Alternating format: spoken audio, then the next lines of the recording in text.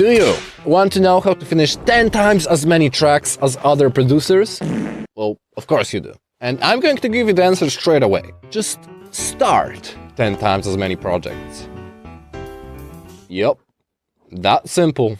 I know. Pretty controversial take, isn't it? The most common advice is usually to tone down on making new ideas. Well, there's obviously a bit more nuance to it, which we'll get to in a second. But starting more projects is what it mostly boils down to. And it's not just my opinion. Later on, I'm going to show you what some of the professional producers have to say about this. But I'm getting ahead of myself here. First, let me tell you a little anecdote. So, there was a study conducted on photography students, where one group was assigned a task where they were graded based on the amount of photos they turned in. So, if they submitted 100 photos, they get an A. If they submit 90, they get a B, and so on. And the other group was graded based on the quality of their work. They had to submit just one photo, but it had to be nearly perfect. And oddly enough, the group which focused on taking lots of different photos took the best ones. The photos in the other group were kinda mid. So, the moral of the story here is that quantity leads to quality. When you start more projects, you have more opportunities to experiment and come up with your best ideas. And more likely than not, you will actually want to finish the music if its core ideas are actually good. Also, I find that I get less attached to individual projects when I have more of them going on. And letting go of the project and calling it finished comes more easily to me. It's a helpful approach if you're too much of a perfectionist, which I know you are.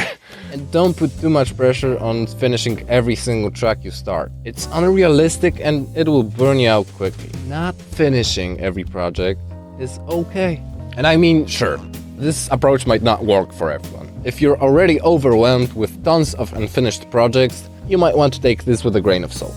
But for me, personally, this absolutely works. For some reason, I just don't start that many projects. Not long ago, I experienced this phenomenon firsthand when I was working on one of my YouTube videos. Basically, I had to make 4 good-sounding examples of a technique I was showing off. So I had to start multiple projects back to back, and guess what? Later on, I picked out the best ones, and I actually finished 2.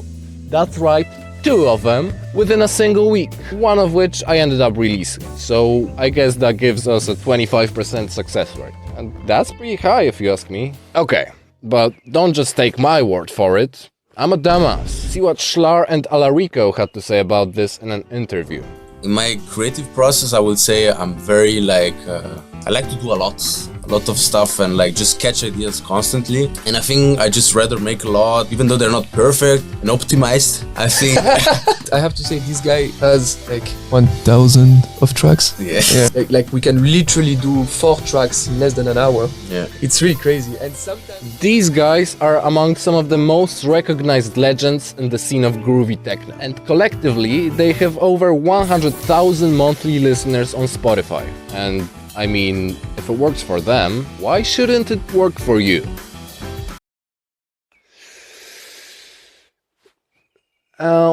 Actually, I can think of a couple of reasons.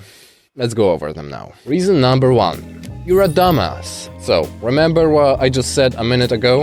And I mean, sure, this approach might not work for everyone. If you're already overwhelmed with tons of unfinished projects, you might want to take this with a grain of salt. There's a ridiculously easy workaround to this problem. Just sort your projects. The fuck?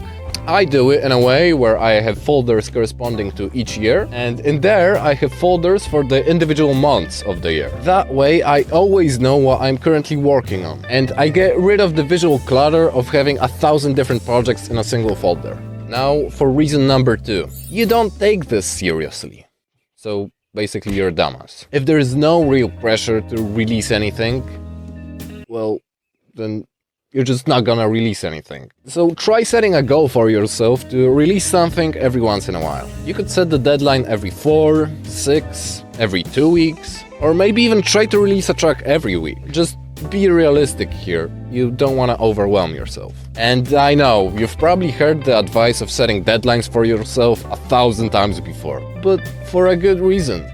It actually works. And now it's Bonus tip time! I want to give you a cheeky little bonus tip. I've recently been experimenting with a fun little system for myself, and I find that it really boosts my productivity. Basically, every day in the evening, I pick a task that I want to do in the next day that would push the needle forward for me. So that could be finishing up the arrangement of a track, maybe mixing it, mastering it. So I physically write the task down on a piece of paper, and the next day, I just do it.